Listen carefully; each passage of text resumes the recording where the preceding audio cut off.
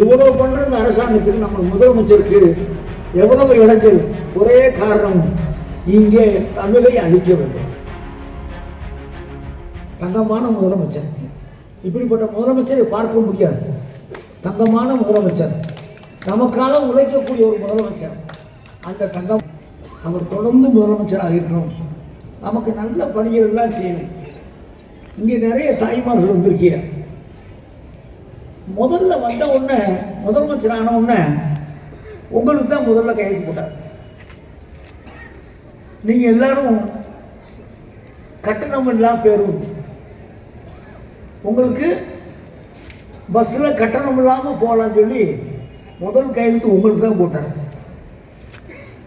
எவ்வளவு பெரிய மனசு! தேர்தல் நேரத்தில் சொன்னதை சொல்லாதை செய்யக்கூடிய முதலமைச்சர் வந்த உடனே முதல்ல கையெழுத்து போட்டு உங்களுக்கு தான் போட்டார்.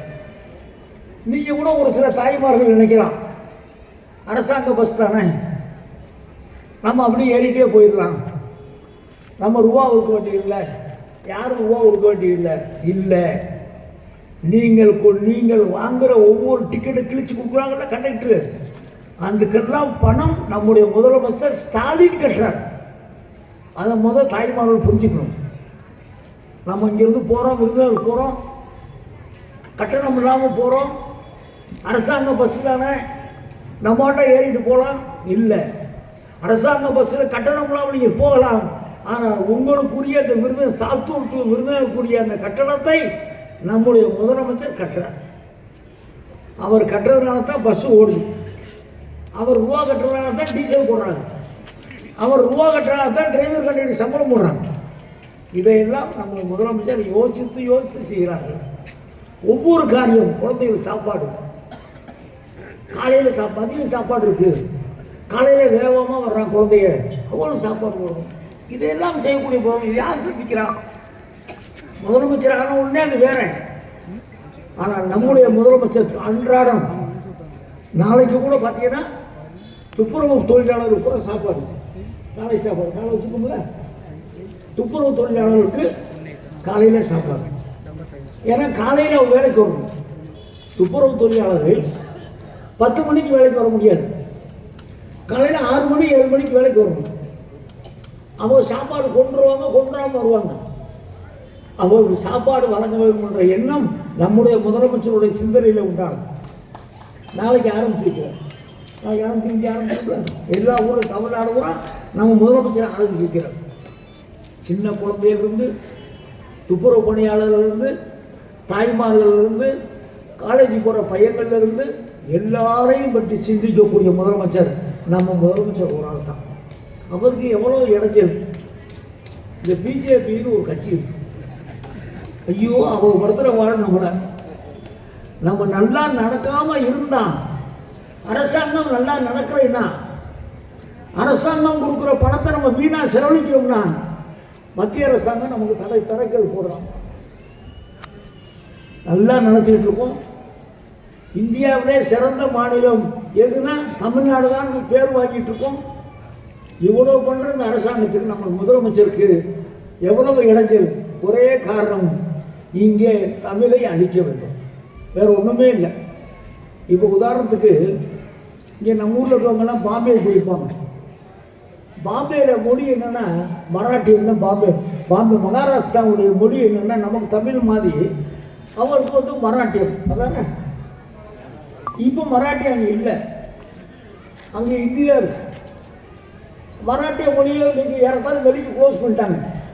இப்போ நம்மளை பார்த்து அவங்க ஆரம்பிக்கிறாங்க. தமிழ்நாட்டில் வர விட மாட்டேங்கிறான், அங்கே விட மாட்டேங்கிறாங்க அப்படின்னு அவங்க நம்மளை பார்த்து இப்போ மராட்டிய மொழி வேணும்னு அவங்க ரெடி ஆகிறாங்க. அதே மாதிரி இங்கே கர்நாடகா, ஆந்திரா எல்லா இடத்துலையும் அந்த மொழி பற்றை உண்டாக்கியவர்கள் நம்முடைய அண்ணாவிலிருந்து நம்முடைய தலைவர் இன்றைக்கு தளபதி வரை இருக்கிற நம்முடைய இயக்கத்தினுடைய தலைவர்கள் தான் இந்த மொழி பற்றை நமக்கு உண்டாக்கினார்கள். மொழி இல்லைன்னா இனம், நம்முடைய தமிழ் இனமே அழிஞ்சு போகும். இந்த தமிழினத்தை காக்க வேண்டும் என்று சொன்னால் நம்முடைய முதலமைச்சர் இருக்கும். அவர் இருந்தால் தான் பிஜேபி உள்ள வர முடியாது. பிஜேபி பார்த்து பயப்படாத ஒரே முதலமைச்சர் இந்தியாவில் நம்ம முதலமைச்சர் தளபதி ஒரு ஆள் தான். எதுவுமே ஸ்ட்ராங்கா இருக்கிறார். யார் யாரோ கட்சி ஆரம்பிக்கிறோம். நாளை கழிச்சு காலைல முதலமைச்சர் அவங்க நேற்று 1,00,000 பேர் 52 தொகுதி சட்டமன்ற தொகுதியிலிருந்து 1,00,000 பேர் நேற்று கூப்பிட்டோம். நேற்று வந்த இளைஞர்கள் மட்டும் 1,00,000 பேர், அதுவும் நிர்வாகிகள் தனி 1,00,000 பேர். ஒரு சின்ன அசம்பாவிதம் கிடையாது. அங்கே ஏறி குளிச்சோம், இங்கே ஏறி குளிச்சோம், மேலே ஏறி குளிச்சோம்.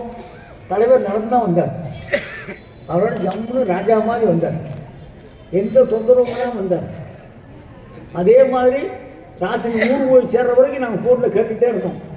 ஒரு சின்ன அசம்பாவிதம் கூட கிடையாது. அதுக்கு காரணம் பண்பட்ட இளைஞர்கள் நம்மகிட்ட இருக்காங்க. அங்கே இருக்க உப்புறம் பார்த்தீங்கன்னா வேற, நம்மகிட்ட இருக்க உப்புறம் கட்டுப்பாடு. அதை வழிநடத்துவதற்கு மூத்தவர்கள், இளைஞர்களை வழிநடத்தி கொண்டு போவதற்கு மூத்த நிர்வாகிகள். ஆகிய மிகச்சிறந்த கட்சி நம்முடைய கட்சி.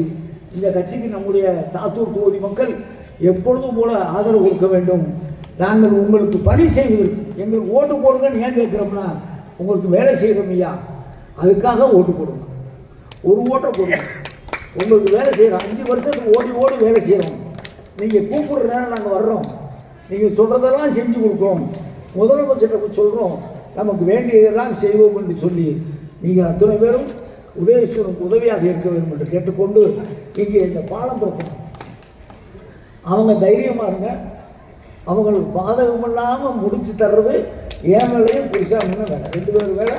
எந்த பாதகம் இல்லாமல் அவர் முடித்து கொடுக்க வேண்டிய எங்களுடைய வேலை என்பதை சொல்லி நீண்ட நேரம் உங்களை காக்க வைத்ததற்காக என்னுடைய மன்னிப்பை கேட்டுக்கொண்டு நன்றியோடு அமர்ந்து நன்றி. தெரிந்து கொள்ள கீழ்கண்ட கேபிள் மற்றும் டிடிஹெச் நெட்வொர்க்குகளில் எம்நாடு செய்தி தொலைக்காட்சியை காணுங்கள்.